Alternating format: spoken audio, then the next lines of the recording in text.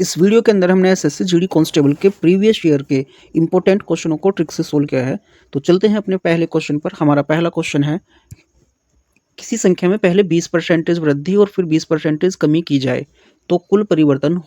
तो सबसे पहले इस तरह के क्वेश्चनों को समझने के लिए आपको ध्यान रखना है, अगर किसी संख्या को जितने प्रतिशत बढ़ाया जा रहा है उतने ही प्रतिशत अगर घटा दिया जाए तो जो कुल परिवर्तन होगा उसकी ट्रिक क्या होगी। तो हम क्या लिखेंगे, x बटे में 10 का होल स्क्वायर। जितने परसेंटेज अगर वृद्धि हुई अगर उतनी ही परसेंटेज कमी हो तो ये ट्रिक वहाँ पर काम करेगी। तो यहाँ 20% की वृद्धि है और 20 की ही कमी, इसलिए हम क्या लिखेंगे 20 बटे 10 का होल स्क्वायर।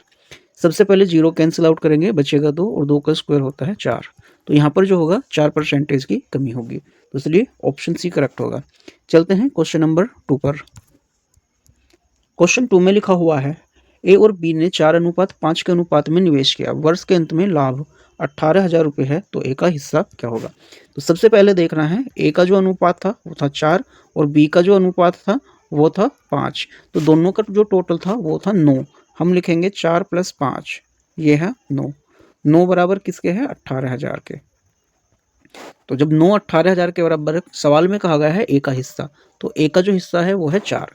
जब ये 9 18,000 के बराबर है तो हमें देखना है कि 4 कितने के बराबर है।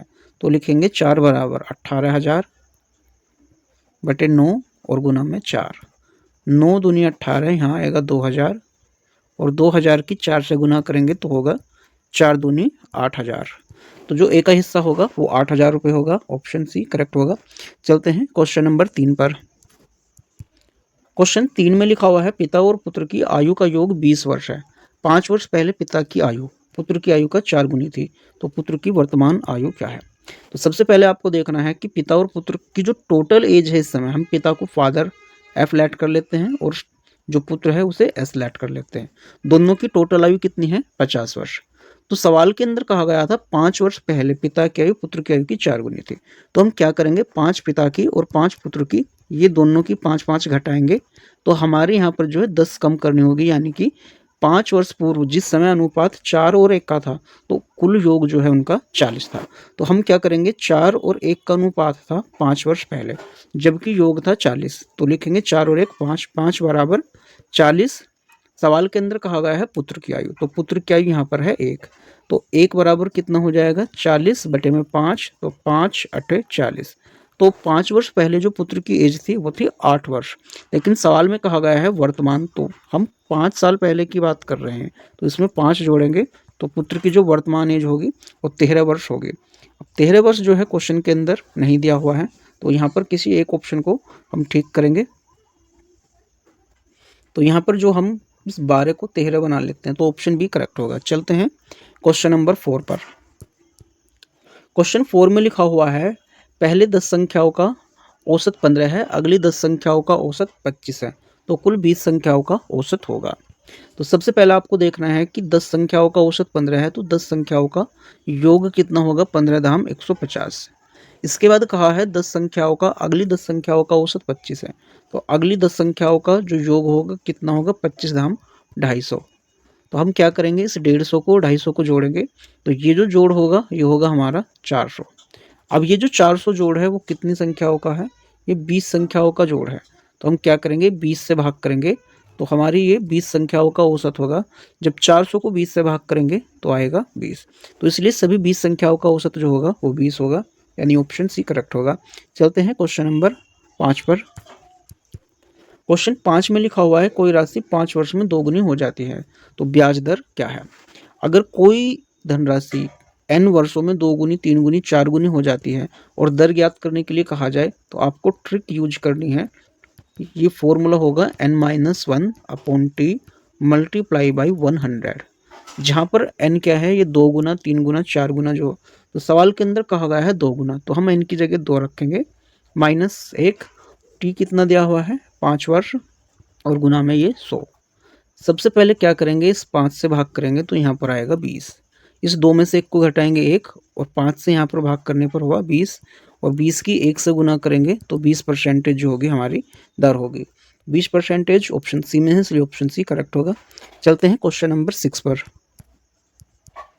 क्वेश्चन 6 में लिखा हुआ है, 120 मीटर लंबी ट्रेन 54 किमी प्रति घंटे की गति से 180 मीटर लंबे पुल को कितने सेकंड में पार करेगी।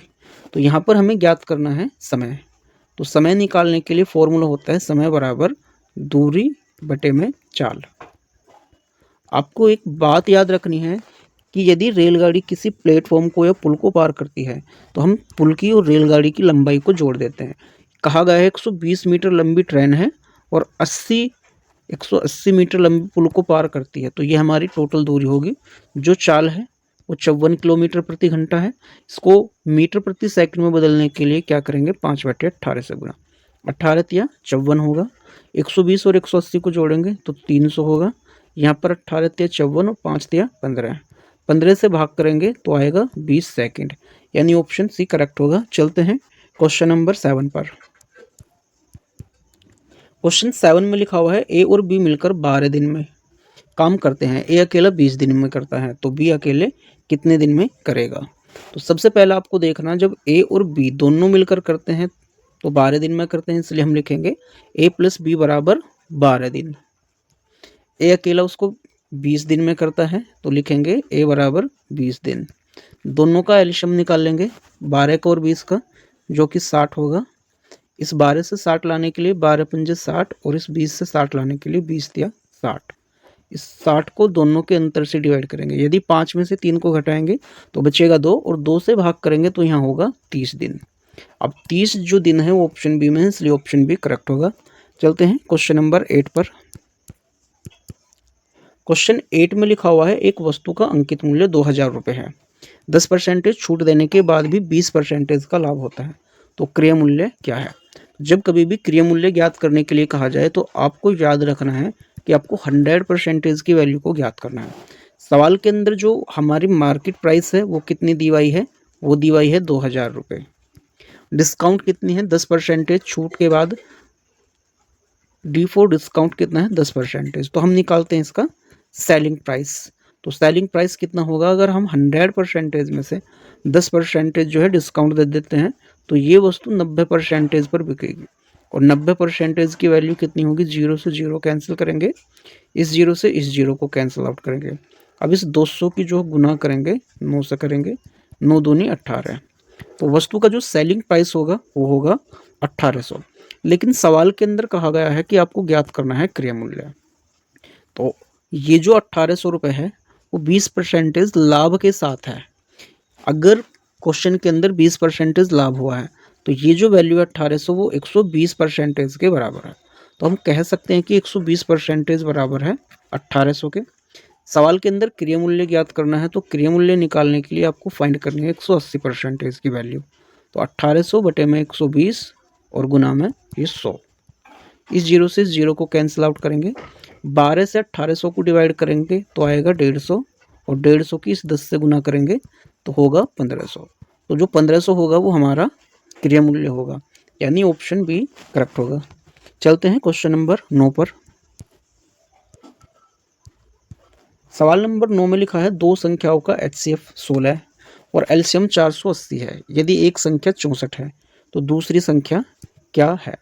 तो सबसे पहले हम लिखेंगे h बराबर कितना दिया हुआ है, 16 है। एलसीएम L बराबर 480 दिया हुआ है। पहली संख्या a बराबर कितनी दी हुई है, 64। तो हमें दूसरी संख्या b बराबर ज्ञात करना है। तो सबसे पहले आप ना एक फॉर्मूला याद रखोगे, a गुना b बराबर h गुना l, जिसमें a क्या है, पहली संख्या है, b दूसरी संख्या है, h HCF और l एलसीएम है। तो a जो दिया हुआ है ये पहली संख्या है जो कि 64 है, तो हम 64 लिखेंगे।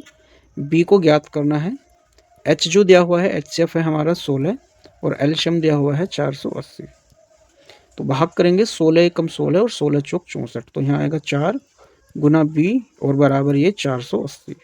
अब 4 से यहाँ डिवाइड करेंगे तो 4 से यहाँ पर भी डिवाइड करेंगे, 4 से डिवाइड करेंगे तो होगा 120। तो इसलिए जो संख्या होगी 120 होगी, यानी ऑप्शन डी करेक्ट होगा। चलते हैं क्वेश्चन नंबर 10 पर। क्वेश्चन 10 में लिखा हुआ है एक संख्या में 25% की वृद्धि करने पर वह 500 हो जाती है, तो मूल संख्या क्या थी। आपको याद रखना है, अगर किसी संख्या में हम 25% की वृद्धि करेंगे तो वो जो संख्या है 125% बन जाएगी। तो कहा गया है कि वृद्धि करने पर 500 हो जाती है, यानी 125% जो है वो 500 के बराबर है। हमें मूल संख्या ज्ञात करनी है यानी 100% ज्ञात करना है। तो 100% बराबर 500 बटे 125 गुना में 100। तो 125 चौक होते हैं 500, तो यहाँ 4 लिखेंगे और गुना में ये वाला 100। इस 100 की 4 से गुना करेंगे तो होगा 400। तो जो मूल संख्या है वो हमारी 400 थी। ऑप्शन सी करेक्ट होगा। चलते हैं क्वेश्चन नंबर 11 पर। क्वेश्चन 11 में लिखा हुआ है यदि A अनुपात B बराबर 3:5 और B अनुपात C बराबर 4:7, तो A अनुपात B अनुपात C क्या होगा। तो सबसे पहले जो दिया हुआ है सवाल के अंदर हम उसको लिखेंगे। A अनुपात B की जो वैल्यू है वो कितनी दी हुई है, वो दी हुई है 3:5। इसके बाद B अनुपात C की जो वैल्यू दी हुई है वो दी हुई है 4:7। हमें ज्ञात करना है A अनुपात B अनुपात C। तो हम क्या करेंगे, ये उल्टा n बनाएंगे। सबसे पहले इस 3 की 4 से गुना करेंगे, 3 चौक 12। इसके बाद इस 4 की यहाँ 5 में गुना करेंगे, 4 पंजे 20। और सबसे लास्ट में इस 5 की 7 से गुना करेंगे, 5 सत्ते 35। तो जो A अनुपात B अनुपात C होगा वो 12:20:35 होगा। तो 12:20:35 ऑप्शन ए में है, इसलिए ऑप्शन ए करेक्ट होगा। चलते हैं क्वेश्चन नंबर 12 पर। क्वेश्चन 12 में लिखा हुआ है एक आयत की लंबाई 15 मीटर और चौड़ाई 8 मीटर है, तो उसका क्षेत्रफल कितना होगा। तो आयत का क्षेत्रफल निकालने के लिए फॉर्मूला होता है A = L × B, जहाँ A क्या है, क्षेत्रफल है, L लंबाई जो कि 15 है, B चौड़ाई जो कि 8 है। दोनों की गुना करेंगे, 15 × 8 = 120 वर्ग मीटर। तो इसलिए हमारा आयत का जो क्षेत्रफल होगा वो 120 वर्ग मीटर होगा, यानी ऑप्शन सी करेक्ट होगा। चलते हैं क्वेश्चन नंबर 13 पर।